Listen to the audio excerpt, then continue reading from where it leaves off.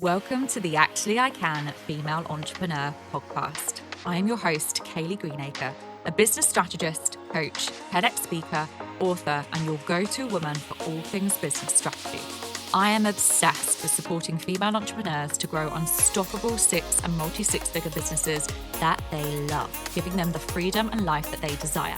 During this podcast, I'll be sharing with you everything that you need to become a successful female entrepreneur, from the mindset shifts to sales and marketing strategies and how to become an iconic leader that people can't get enough of.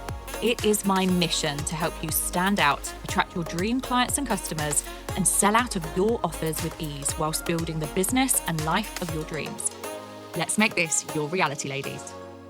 Hello, ladies, and welcome to another episode of Actually I Can, the Female Entrepreneur podcast. And I'm joined today by the fabulous Kayleigh Atherton, who is the founder of Evolved, a seven-figure learning, development, and content agency. And in this episode, we are going to be diving into how to make sure your courses deliver great results. Kayleigh, it's an absolute pleasure to have you here on the podcast today. Thank you for having me. Very excited to be here.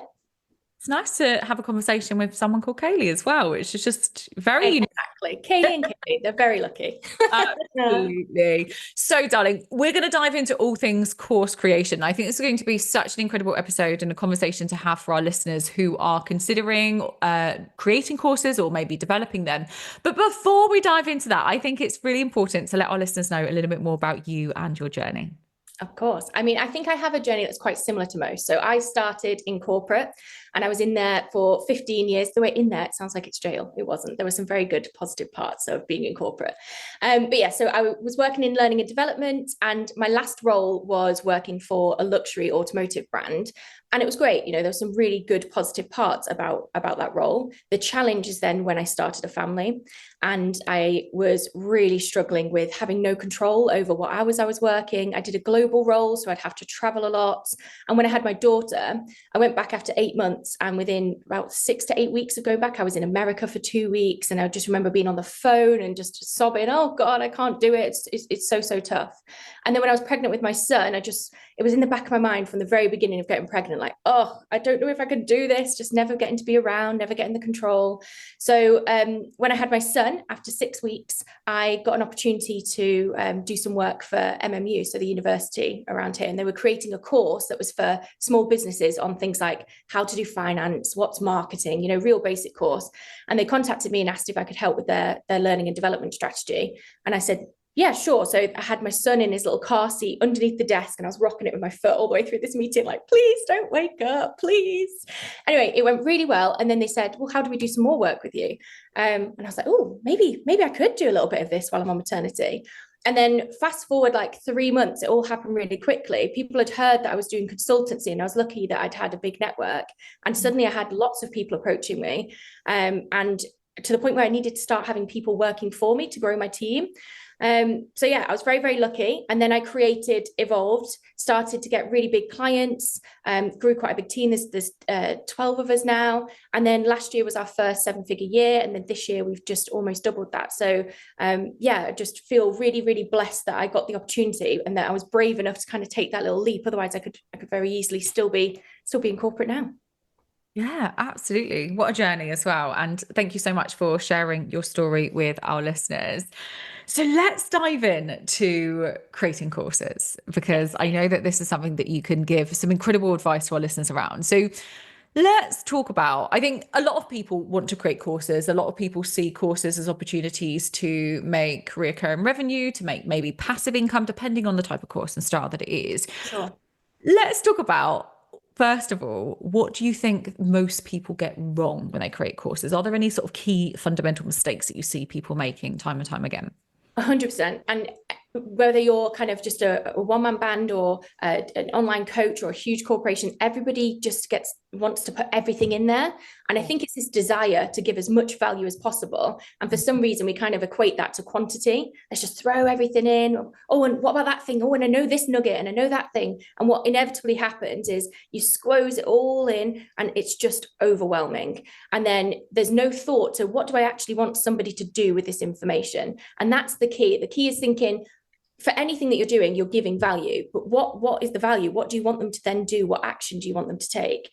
And if you're not thinking about that and you're just throwing everything in there, inevitably you just end up with a massive course, and learners just can't get through that. They can't engage with it. They can't, if there's no structure, they can't work their way through. I mean, almost everybody, that's usually the problem that I see when people are sharing a course and saying, I don't know why it's not working, it's not landing. It's usually because it's massive, loads and loads of content in there, and no real structure or pathway for a learner to follow.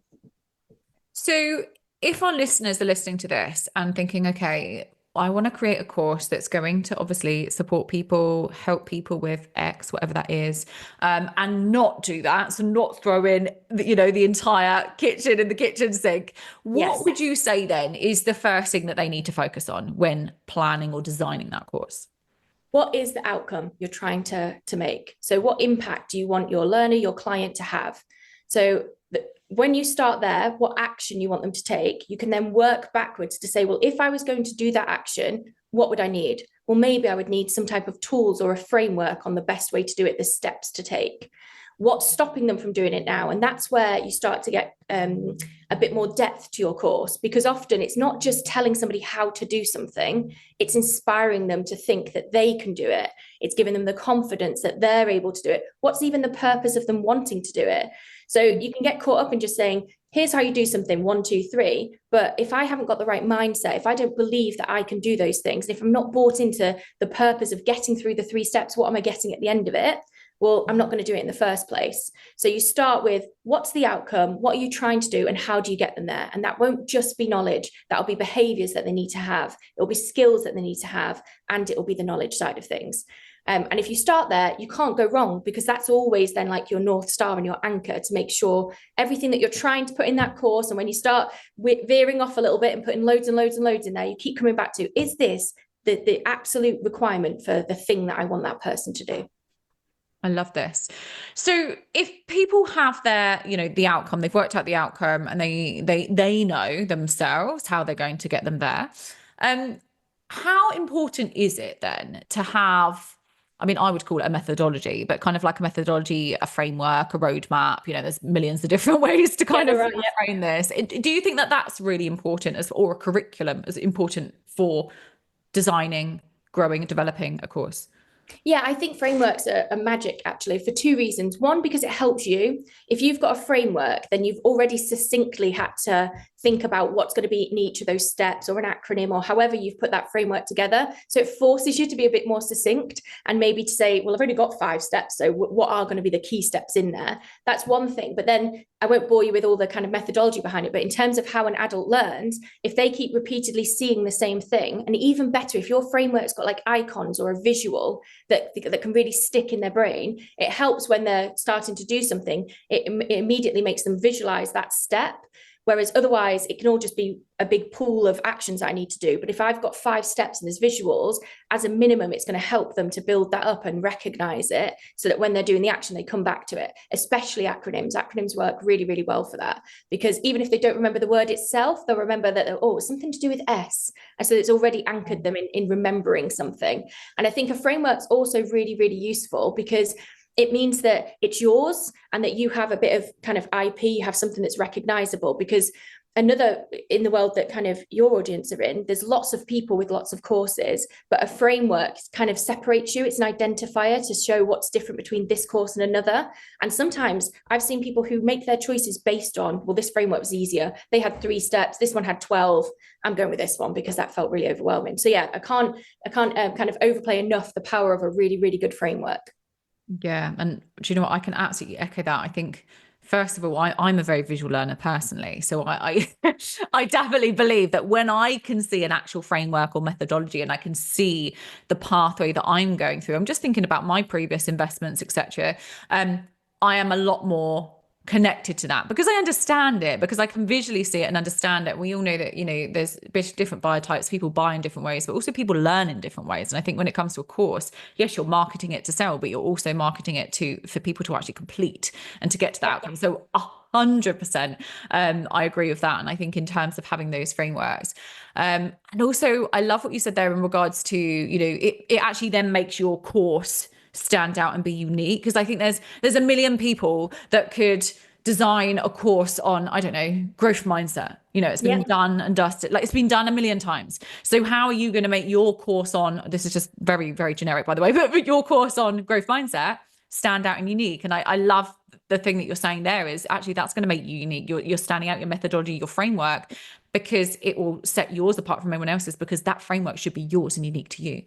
Exactly. And I mean, now, let's be honest, you could just go onto ChatGPT and say growth mindset, but people are still buying those courses, and they're buying them because they know that they won't get the results if they don't have somebody who's going to do all the behavioral stuff for them, make them believe in it, give them the mindset that's required, tell them what works and what doesn't work. Because that's the other thing when it comes to sharing learning and content, and that's what kind of AI can't do. You can say, oh, I've had this example and I've had that example, oh, and I knew this person who did this thing. Like, you can bring color to it, and I think that's really, really important. So yes, the framework, absolutely critical, but the kind of uniqueness of what you bring to that, especially now that you can AI anything really, I just think it's super important. Absolutely.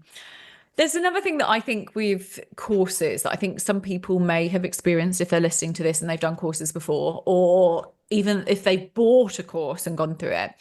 And I think a lot of people buy courses and then not complete them. And that's down to their personal choice and all kinds of different things. But from the course creator's perspective, how can we encourage, or how can we support people to actually complete a course? Are there any sort of tips and tricks that you could give our listeners? 100%. So I think, first of all, you touched upon it a little bit earlier in terms of a pathway. If I go into something and I don't know when it's going to end, like if I'm on an assault course and I don't know when it's going to end and I just keep jumping over these hurdles, I'm just going to be like, you know what, I'm done. But if I can see that, oh, I'm over 3 and there's 2 more to go, well, I can do 2 more, that's fine. So you want clarity. You want to really understand what the journey is and being really upfront about it. And I think as well, some people will be interested in more content. So I think you also mentioned this about lots of different types of learners. So some people like really high level, like my husband, I can give him 3 points and he's out. I want to hear the whole story. I want to know everything, but not everybody's like that. So there's ways to do it so that pathway that you're creating, you can have what's mandatory to complete. So you must complete this is almost like your MVP, the minimum that you need to get through to get to that outcome that you want. However, if you enjoy a bit of theory, or if you want to do some extra reading, here's a signpost to where you can find that. So it sounds daft, but just simple like logistics of where you place things and how do they get the tick to say that they've completed. Because we're all also very impatient. You want a quick win. I don't want to have to wait a week before I feel like I've got any type of win from the course that I'm doing. If you can have it broken up into really bite-sized modular chunks that quite quickly I'm going to get a tick and it's going to say, oh, I've got a badge, I've done something. Look at me, I've already qualified for point 1. I'm going to feel good about that, and it's going to motivate me to keep going. And again, without getting too into the theory, but there's lots of different reasons why you learn. So there's things like, well, you need to apply that learning. It might be that something's changed and now you need to understand what that change would be. And it could be that you just want to have some knowledge for a concept of something. The way that you structure your course is really important, because later on I might want to come back to it, and I might want to take some of the checklist that you've given me, or maybe you've given me something that when I'm actually doing it, it's a template. But at the time, I don't want that to be the block of when I'm being first introduced to something. I'm first getting the concept. I'm first understanding the mindset. I'm not yet fully bought in, but you give me a template and you give me a job aid and you give me a checklist, and I'm very overwhelmed. It's like placing it at the right time. So give the right information at the right time, and make sure that if it's stuff for later, make that really clear. Put it into a box. Say that this is for later. This is your toolkit for after you've completed the course. And that way you're not stopping people from moving through or feeling like it's so much effort just to get that tick to have completed something. I love this. And actually, it takes me back to my teaching days when I used to teach lessons every single day, 5 lessons a day. And I remember I used to have objective check-in points. And I used to have literally every time I deliver something, I'd then say, right, task 1. Task 2, exactly. Task 3. And I'd make it fun and visual. And, for the kinesthetic learners, I'd want them to be physically doing something, and I know that's not as easy online courses, but you can do so many different things. And I think, you've got some great advice there in regards to different learning styles, different ways to keep people engaged, to give them different things to to ultimately, we'll talk about measuring the success at the end later anyway, but it does, doesn't it? It helps them with their progress of that particular course. Yeah, definitely. And I think people at masterminds tend to be a little bit better, whether it's deliberate or not, where they'll do something, tell them to go away and do that thing and then come back and then do the next thing and then go away and come back. That's so powerful. It's similar to what you're saying, where you're applying the learning. So I've learned something and I'm getting the immediate reward of it because I've been able to do the thing that I've just learned. And I feel good. And now I'm like, well, teach me the next thing because I want to be able to do the next thing. So it builds momentum, and that making sure that they stop and you bake in action. What is the action? It just transforms the way that people learn and their motivation to learn more. Absolutely. And what about accountability? Because with courses, again, I completely understand it's going to depend on, is it a self-paced course? Is it a low ticket course? Is it part of a more of a course stroke program stroke mastermind? I know there's lots of different, variations, levels, etc. But is there anything that people can do or build into their courses to support individuals with that accountability, that self-accountability? Yeah, so there's kind of traditional things like action planning. So making at the end of everything, making sure that somebody's got an action. What am I going to do with this information? And I've seen loads of online coaches doing this really, really well, where they'll have like a little workbook that you have to populate as you go. But I also really love peer learning. I just think when there's other people going through the same thing that you're going through, it's super powerful.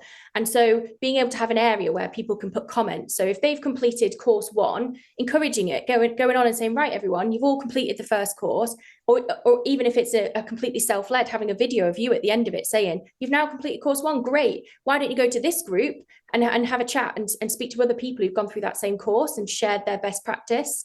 And I just think that creates the kind of excitement, because that's what it is. It's motivation. Most of the time it's lacking in motivation, or they get to the end of something, feel overwhelmed and feel like I can't do the action that I was supposed to do. And sometimes there's other people in that group who say, I was really confused about this thing, but then I realized what they were actually saying was X, Y, and Z. And they've used language that maybe you haven't used in your course, but that it helps it stick with you. And that's exactly the blocker that you had. So there's a lot of power in peer learning. There's a lot of power in action planning, and then also keep coming back to it. So sometimes when you're going through a course, it can feel like it's really disjointed, like 5 different topics and completely different things. And I like to have a visual. So I always like to have some type of like barometer or a roadmap where you're kind of filling it up as you go. And I think that if you can keep referring back to what they've learned, so they already feel like, well, I'm a knowledge holder now, so when you're doing this thing, because that thing that you've already learned that you now know, this is how you apply it, it builds up their confidence because they now feel an expert in that, and giving them an opportunity to show that they know something. Because it's not actually about the knowledge, it's about the motivation, and it's about the mindset and them feeling like they can achieve, not that they're overwhelmed by loads of knowledge and then I'm going to get all of that and I'm never going to do anything with it because I don't really understand it. So yeah, there's loads of tips and tricks. I really like the mastermind approach, and I really, really like it when we're doing some type of community learning or peer group that you can engage with and share your feedback.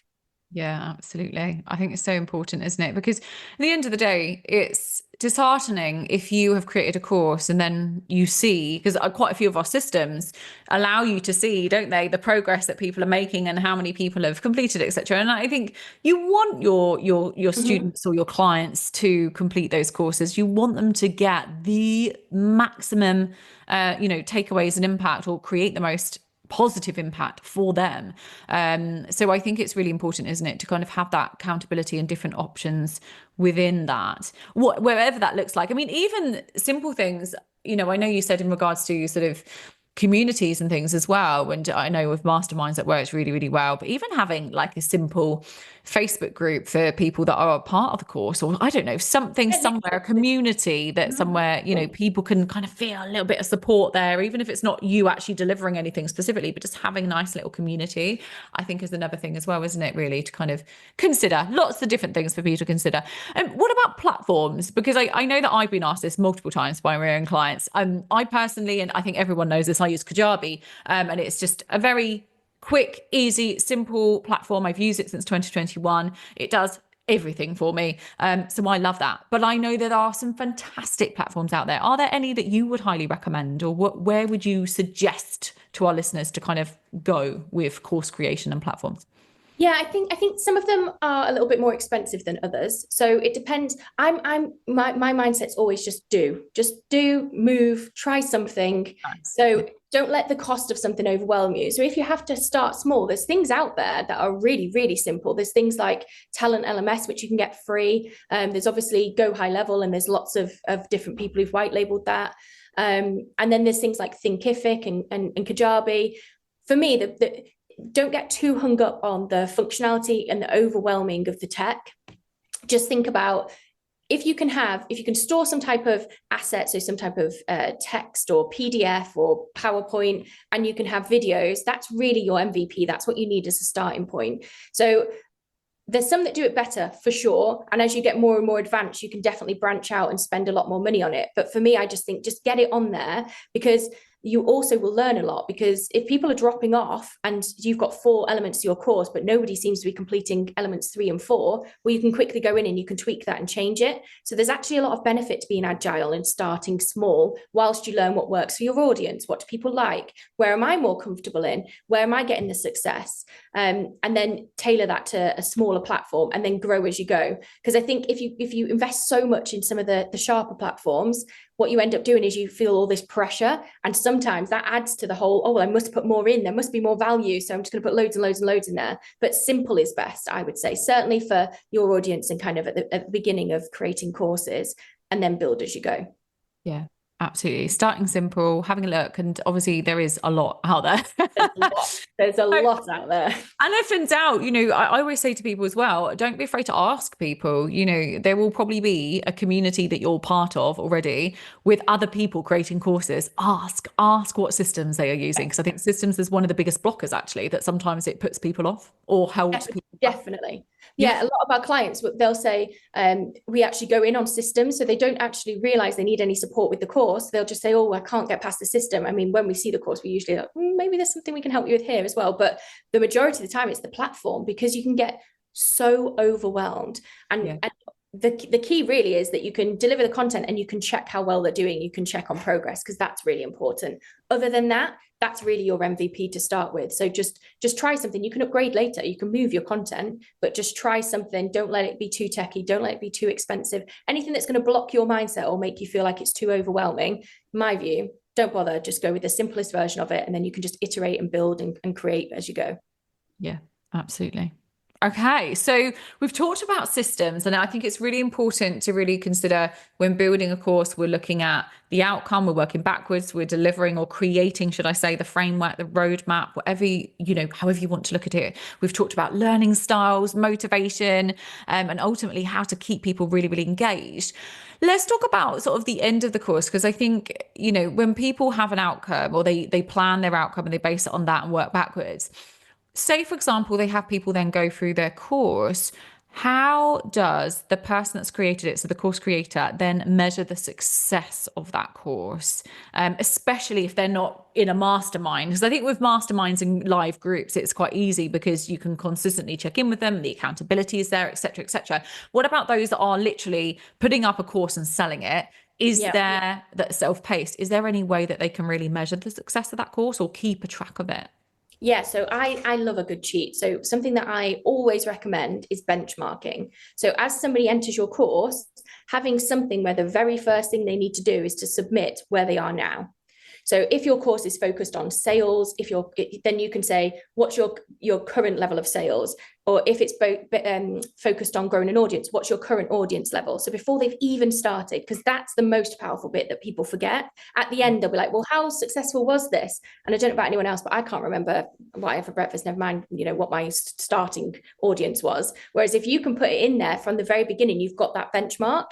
And then as you go through, especially if you've got stages to your course, you can ask them to resubmit that information. And it's so powerful, because then one, you can use that when you're marketing the course and show people the value and the transformation that people have gone on. But also one of my clients does this great thing where she'll do like an infographic that she'll email to them, and it'll show them like their progress as they've moved through the course. And that in itself really motivates them and thinks, oh, I can see the changes, I can see the movement. And just the action of them inputting that where they've grown again means they've had to reflect, they've had to see how far they've come. So it's really, really powerful. And keep it simple. Don't make it superly overly complicated. Just be really clear on what are the actions that you want them to take, and start with a really simple metric, because you also have to manage the reporting. You don't want it to get unwieldy. You want something as simple as possible.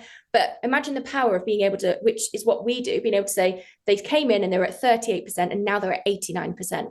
It's incredible for the client, it's incredible for you, and it's really great for future people that you can work with, because they can really see the value of your course.